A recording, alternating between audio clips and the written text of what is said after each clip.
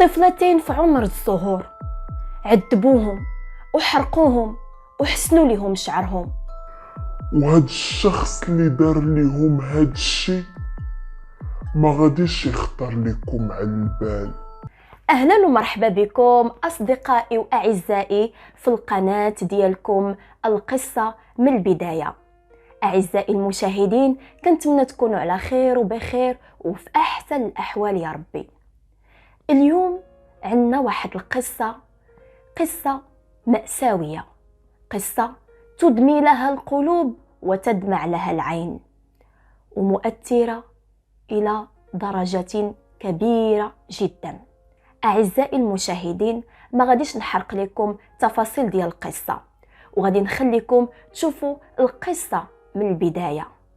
مرحبا بكم، وما تبخلوش عليا بالاشتراكات وباللايكات ولي كومونتير وتبارطاجيو هاد القصة لكي تعم الفائدة وباش ناخذ عبرة منها لمن يعتبر. الجريمة من البداية هي قصص كناخدو بها عبر وحكايات كناخدو بها الحيطة باش ما نوقعوش في الأغلاط ديال الناس اللي قبل منا. جرائم وغموض وألغاز، كلها على قناتكم الجريمة من البداية. القصة من البداية. القصة ديال اليوم كتعطينا واحد المثال، هو أنه الإنسان قبل ما غادي يخطي واحد الخطوة في حياته خاصو يفكر لها مليون ومليون ألف حساب، وفاش كياخد القرارات الخاطئة فكيضطر أنه يوصل لهذا الشيء اللي غادي نعاود لكم اليوم. القصة بدات من واحد المدينة أو من واحد البلد اللي عربي، الإمارات المتحدة العربية.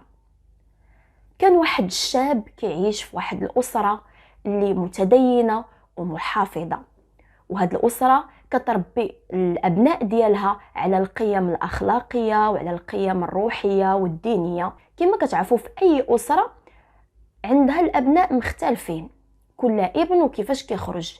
كاين اللي كتكون التربية ديالو مزيانة، كاين اللي كتكون التربية ديالو يعني خايبة واخا كتعيا ما تربي فيه، ولكن للأسف كتكون يعني هذيك الثمرة اللي زرعتيها كتكون فاسدة.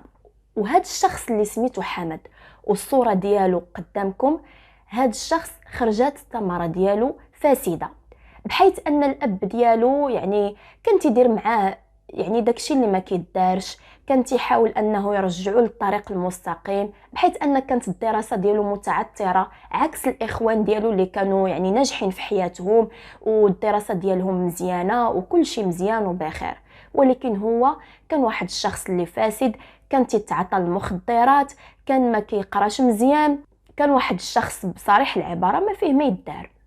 المهم هاد حامد هذا خرج من الدراسه ديالو، وفاش وصل 18 سنه قرر انه باش يتزوج. وديك الساعه كان خدم في واحد الخدمه، ولكن داك السيد كان كيتعاطى المخدرات بواحد الشكل اللي جنوني وما كانش كيقدر يحبس عليها. تزوج بواحد السيده اللي خطبت عليه الام ديالو، وكان في العمر ديالها فقط 16 سنه. عاشت معاه، ولكن للاسف كانت العيشه مع هاد السيد هذا لا تطاق. هو فاش كان تيتعاطى المخدر كان السيد كيغيب على الوعي وكيبقى يسب في مراته ويعاير فيها ويضربها، وما كان يعني كان تيتعدى عليها بشتى الطرق. السيده ما بقاتش قادة تصبر على هذا الوضع، ولدت معاه الابنه الاولى اللي كانت سميتها وديمه، وكانت مسكينه البنيته يعني صغيره وداكشي ما كانش كيدير لها الحساب، كان ديما كيدابز معاها، كانت مسكينه ديما كتشد يعني الشنطه ديالها وكتمشي لعند دارهم، ولكن هو ما بغاش يخليها في حالها. دوزت معاه المده 3 سنوات بحال هكاك، حتى ولدت البنيته الثانيه اللي سماتها ميرا. وديك البنيته هذه من دارت عام صافي السيده ما بقاتش قاده تصبر، مشات لعند والدها قالت لهم انا هاد السيد هذا خصني نطلق منه، ما بقيتش قاده عليه، كل نهار يضربني، كل نهار يتكرفس عليا، ما كيديرش حساب لبنياته ولا حتى شي حاجه، ما كيبغيش يصرف عليا، ما كيصرف على ولادو ولا حتى حاجه، كيصرف فلوسه فقط في الشرب. صافي هاد السيده هذه اللي كان سميتها على ما اذكر امال خدات واحد القرار، قالت لها سيدي طلقني. قال لها انا ما غاديش نطلقك، وسيري الله يعاوننا ويعاونك، باغا نتيا نطلقك باش تاخدي النفقه باش ديري باش قدعيني، انا ما غاديش نطلقك. دازت واحد الايام، مشات هي انفصلت عليه واخا ما طلقهاش، مشات للبيت ديال الاهل ديالها وجلسات فيه، ولكن هو بقى ديما كيدير لها المشاكل في حياتها، بالعاني تقول لها بغيت البنات، بغيت بناتي، انا ما غنطلقكش، ولا بغيتيني نطلقك غتنازلي على بناتك. المهم هاد السيد هذا دخل في شي نصب واحتيال ونصب على شي واحد ودخل للسجن، بقى واحد المده في السجن ومن بعد خرج. صافي السيده ساءت الامور ديالها، كتقول انا بات بناتي فيه ما يدار، هاد السيد هذا ما شفتش معاه النهار زوين. كتقول له سيدي اعطيني براتي طلقني، تقول لها والو، بغيتيني نطلقك غادي تعطيني الالتزام انك تنازلتي على البنات. بقات يعني في شد ليا نقطع لك لمده 5 سنوات، بالرغم من ان امان مسكينه كانت عايشه مع بناتها ومهليه فيهم ووالديها كيعاونوها، ولكن مسكينه كانت مريضه نفسيا، لان راجلها كان كل نهار كيهددها، كل نهار تقول لها غنقتلك غندير لك غنفعل لك، وهي مسكينه كانت كتخاف منه وكيرعبها. ولات السيده مريضه نفسيا ما قداش تعيش حياتها، بغات غير تفك باش ما عطى الله.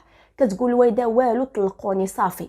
حتى لواحد النهار خدات واحد القرار اللي غادي يبدل المجرى ديال القصه كامله، عاوتاني من بعد في الفتره ديال ديك 5 سنين اللي كانت مره كترجع عند راجلها، عاوتاني كترجع لدارهم، ولكن في الاونه الاخيره ولات كتبقى غير في دارهم، وبقى بيناتهم نزاعات كبيره. طلقني ما غنطلقكش، ما غنديركش، ما غنفعلكش، كيتلاقى بالزنقه كيسبها كيدابز معاها.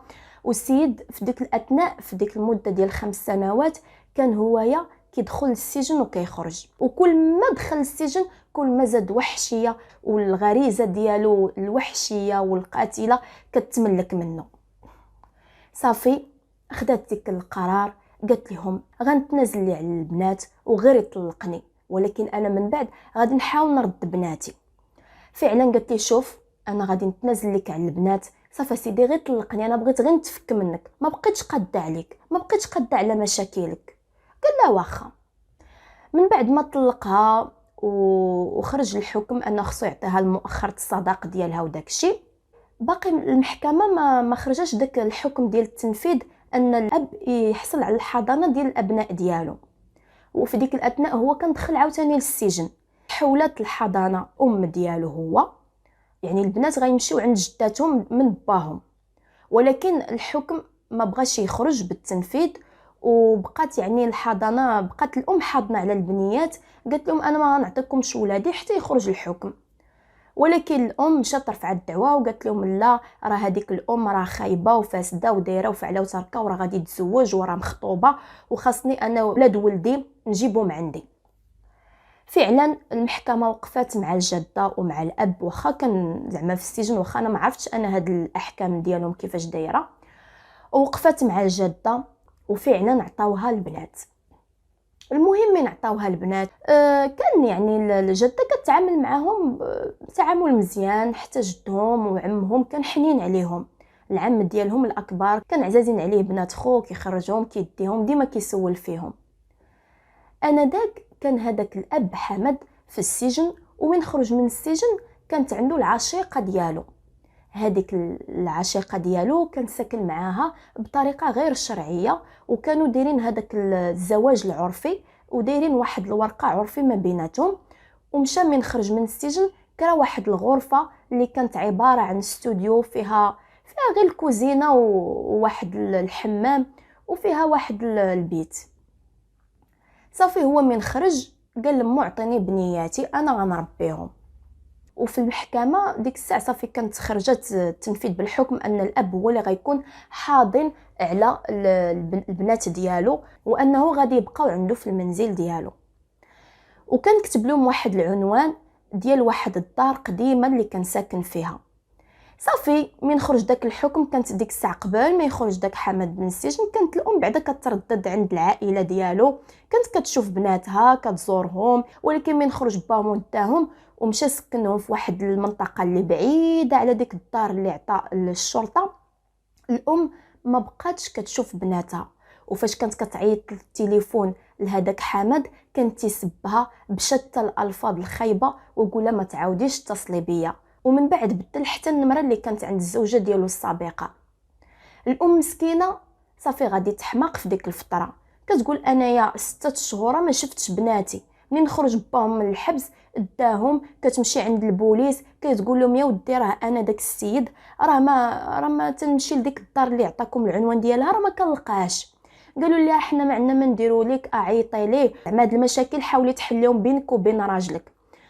وبقات مسكينه كتمشي عند البوليس وكترفع في القضايا، ولكن لا حياه لمن تنادي، حتى شي واحد ما تسوق ليها ولا وقف بجنبها ولا قال لها واخا غنشوفوا معك هذا المشكل هذا. في ديك الاثناء مسكينه صافي السيده قربت تحماق على بناتها، 6 شهور ما شافتهمش، حتى شي حاجه ماشي هي هذيك. صافي مشات لعند العائله ديالو تيقول لها حنايا ما عارفينوش فين كاين، حتى حنا تقريبا 6 شهور ما شفناهش. صافي مشات عند العم الاكبر اللي هو كان حنين على البنات وكانت يعني بيناتهم واحد الكلام وواحد الود. قالت لي شوف عافاك الله يجازيك بخير، انا قلبي حارقني على بناتي، عافاك لما شوف لي اخوك فين مشى انا راه صافي غادي نحماق. فعلا العم الاكبر طوع وبقى يقلب على اخوه حتى الحمد لله حصل على العنوان ديال الاخ ديالو. صافي قالوا ليه بانه هذاك الاخ ديالك راه عايش مع العشيقه ديالو في الدار الفلان فلانيه في العنوان فلان فلاني. مشى السيد هز السياره ديالو ومشى يزور الاخ ديالو ويشوف بنات خوه كاي عم كاي شخص يعني عادي غادي يجي غادي يلقى خوه وغيلقى البنات ديالو ربما في المدرسه وعايشين واحد الحياه اللي مزيانه. ونزيدكم فاش كانت الام ديك الساعه يعني كتقلب على بناتها كانت كتمشي للمدرسه اللي كانت مسجلاها فيهم ما كانتش كتلقى البنات، تقول لها راه تقريبا 6 شهور ما جاوش البنات للمدرسه. قالت ربما يكون باهم بدلهم شي مدرسه اخرى، ولكن للاسف الامور ما كانتش بحال هكا كيف ما كانت في المخيله ديال الام ديالهم وفي المخيله ديالكم ربما حتى نتوما.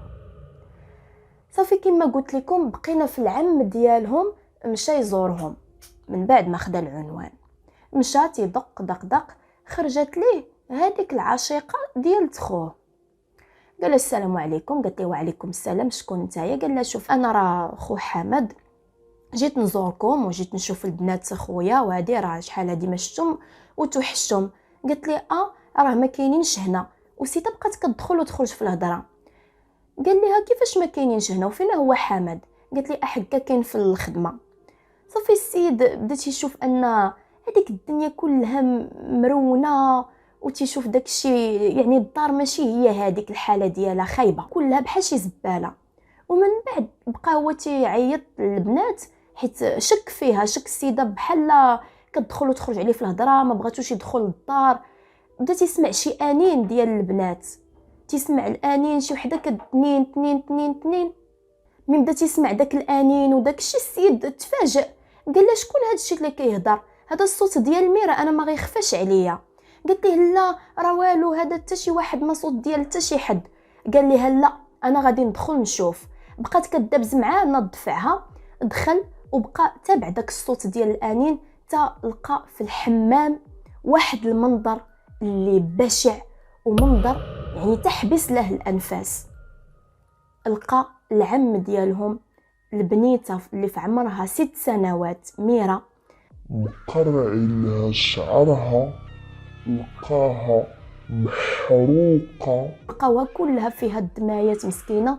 والبنت غير شافته بحال لا شافت شي حاجه، قالت ليه راه قتلو اختي وديمة، قتلو اختي وديمة. ومسكينه صافي البنت غادي يخرج لها عقلها، كانت حالتها حاله. وهذه هي الصوره ديالها فاش اعثروا عليها مسكينه، كانت كلها محروقه كلها يعني حالتها يعلم بها غير الله.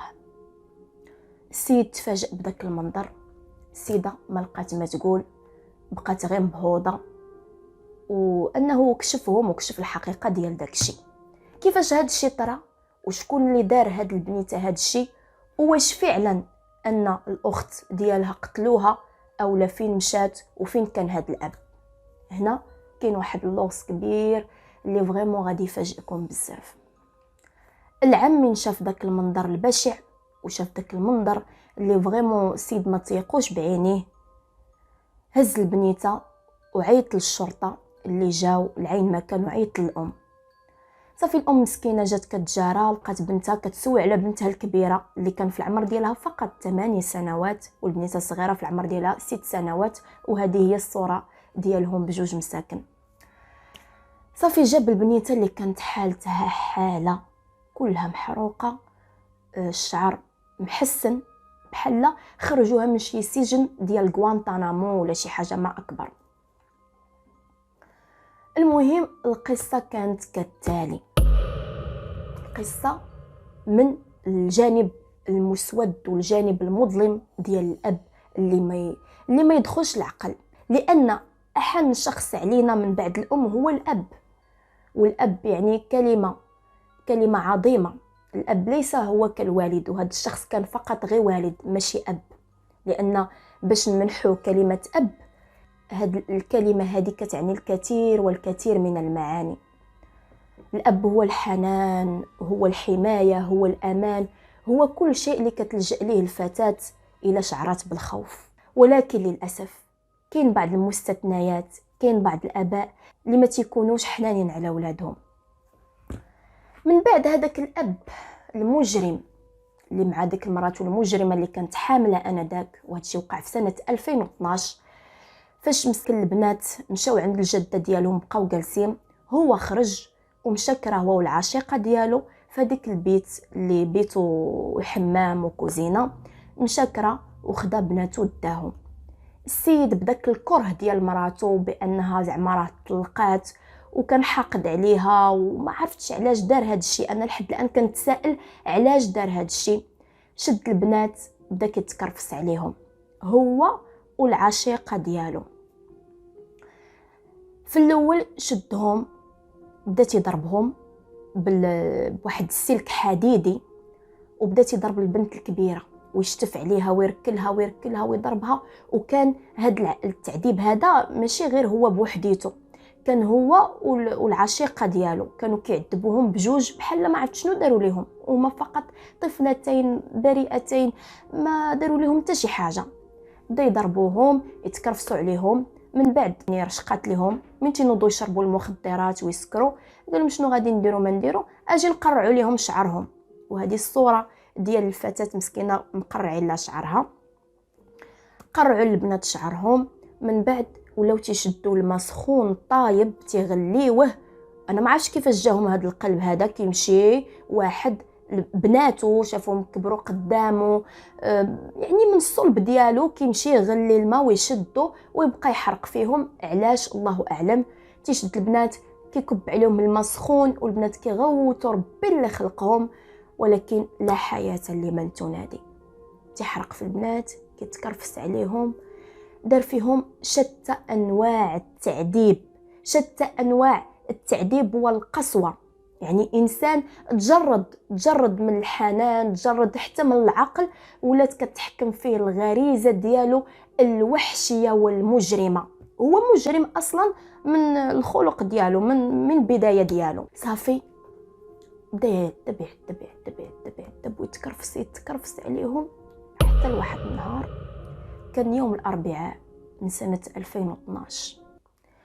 هذاك النهار اللي مسكينه البنت ديالو الكبيره وهي اصلا باقا صغيره وديما غتنفض اخر الانفاس ديالها، شدها واحد النهار تسكر وشرب مع راسو، وشد واحد التيو بدا يضرب فيها. فاش ما بردليش غدا يدو داك التيو. من بعد ما اتصلت الام ديالهم بدات تتعاير معاها ويتسب هو وياها، دار هذا الشيء. من بعد هذاك ما بردليش غدا يدو داك التيو، بدا يركل فيها في وجهها، يركل فيها في وجهها. ومن بعد شدها وعاود لها في الحمام حدا اختها مسكينه. الاخت الصغيره شافت الاخت ديالها الكبيره قدام عينيها كتخرج في الكشاكش وكتموت وكتلفظ اخر الانفاس ديالها قدام عينيها. بنيتها في عمرها 6 سنين كتشوف داك المنظر البشع، داك المنظر اللي معيشهم في الرعب واكثر من الرعب. يعني فعلا هذا فيلم رعب اللي عاشوه هذوك البنات. صافي شافت مسكينه البنت اختها كتغوت، البنت كتغوت تقول لهم بابا راه انايا راه اختي كتموت حتى واحد ما دا فيها. ضربته الفيقه هو ناض لقى البنت كشكشه خارجين، البنت مسكينه ماتت ومشات للمتوى ديالها الاخير. من بعد مسكينه وديمه من ماتت بقات يشوف فيها وقال لك زعما راه ندم، ربما يكون هادشي بصح ربما يكون هادشي غلط وانا هادشي هذا ما غاديش نطيقو. بقى قال لك تيبكي وتيقول لها صافي بنتي ماتت وانا كنت السبب باش قتلتها، واحقا كنت انا مخدر وما عرفت شنو. الا كنتي مخدر فعلا علاش خلي البنات معيشوا مده 6 اشهر، منع لهم الماكله، تعطيهم ماكله مره في النهار، خليهم في الحمام، يعني جيت الحمام خليهم ينعسوا تما كاينه. يعني كيفاش نتايا حقا ندمتي؟ الندم ما كيجيش من بعد المصيبه، كيجي قبل من المصيبه. هذاك الوحش اللي ما نقولش انا اب او لا والد، فهذاك الوحش قالك حقا بقى تيبكي، يعني الدموع ديال التماسيح، وقال لها صافي انا غنخليها هنا. هذيك العقربه اللي كانت معاه قالت ليه لا، الا خليتي البنت هنا فراه غادي تعطي الريحه وغتخناز وغادي تشوهنا، وانا خويا ما قد على مشاكل، انت اللي قتلتيها وانت اللي درتي لبناتك وانا ماشي سوقي، غادي تهز هاد البنت هذه وغادي نمشيو ندفنوها في شي بلاصه. فعلا داكشي اللي كان، شدوا البنت لووها في ليزار وداوها لواحد الصحراء، ومسكينه داوها دفنوها. وهادشي وقع في 3 شهور الاولى. 3 شهور الثانيه بقى مستمر في داكشي ديال التعذيب، قال لك هذا الدم، وبقى قال لك حزين وحالته النفسيه كتسوء، وبقى مستمر في التعذيب ديال بنته الصغيره الثانيه، وبقى خليها في الحمام. صافي تجا العام وفك هذاك اللغز المحير والاختفاء ديال البنات لمده 6 اشهر. من بعد ما تفضحت القضيه والاب فعلا اعترف على نفسه، حاول يبرأ ديك العشيقه ديالو لانها كانت حامله بالابن ديالو، ولكن الحمد لله القضاء كان يعني منصف لهاد البنيه هذه، والحمد لله يعني حتى من الاب ديالو قال لهم انا ما غنوكل ليه لا محامي لا حتى شي حاجه وما بغيتش نشوفه. وفعلا داك الشيء طرا، حتى شي واحد ما بغى يشوفه، قال لهم انا هاد الشيء عرفناه كان فاسد، عرفناه كان خايب، ولكن ما غاديش توصل به الانسان للحقاره والوحشيه انه يدير لبناته بجوج بحال هكا، وقتلها وبقى مستمر في تعذيب البنيه الصغيره. قال لهم احقا هذاك المجرم، قال لهم انا غير عدموني وانا غير ديروني وبغيت نتهنى من هاد الحياه وبغيت نتهنى من هاد الشيء كامل وانا مريض نفسيا وهذه وهذا. ولكن داك الكلام ديالو يعني ما جاب حتى شي نتيجه وتحكم عليه بالاعدام الحمد لله. وهذيك العشيقه ديالو ربما تكون هي اللي كتحرش، ولكن الانسان واخا يوصل به يعني تحرش حتى ما عرفت فين وما غيوصلش لهذا القتل وهذه الوحشيه. تحكم عليها هي بالمؤبد وكل شيء خدا العقاب ديالو المستحق والحمد لله. ولكن للاسف هذيك البنيته ميرا هي اللي غادي تبقى بدوك الجروح اللي في يديها واللي في الجسم ديالها، وما اكثر من الجرح النفسي اللي لداخل في قلبها. كيفاش غادي دير ليه؟ يا ربي مسكينه يشوف من حالتها ويشوف من حالة ديك الام المكلومه اللي تكلمات من حياتها صغيره من 16 عام وهي مسكينه 24 سنه طرا ليها هاد المشاكل كامله. كما قلت لكم في الاول، قبل ما الانسان يدير واحد المرحله يعني يخطو واحد الخطوه في حياته يفكر مليون الف مره عادي يديرها. ما يجيش ويتزوج باي واحد، ما يجيش وياخذ واحد القرار وصافي حق انا بغيت نتزوج صافي نتزوج. الانسان اللي نختارو يكمل معنا حياتنا راه خصنا نعرفوه مزيان ونعرفوه ونسولو عليه ونعرفوه كيفاش داير. ولا كان اختي يعني تشرب المخدرات وكيشرب وما ديرش الخير في راسو، عادي يدير فيك الخير انت وبلادك وبناتك. للاسف هذه الجريمه كانت مؤثره بزاف، وكنتمنى من الله ان ما تعاودش شي جريمه بحال هكا. وهذه هي الحلقه ديال اليوم وكنشكركم على المشاهده ديال الحلقه. ما تنسونيش في الاشتراك وما تنسونيش في اللايكات والكومنتير، ومرحبا بكم ان شاء الله في حلقه مقبله اللي غادي تكون عما قريب ان شاء الله. مرحبا بكم ونخليتكم على خير.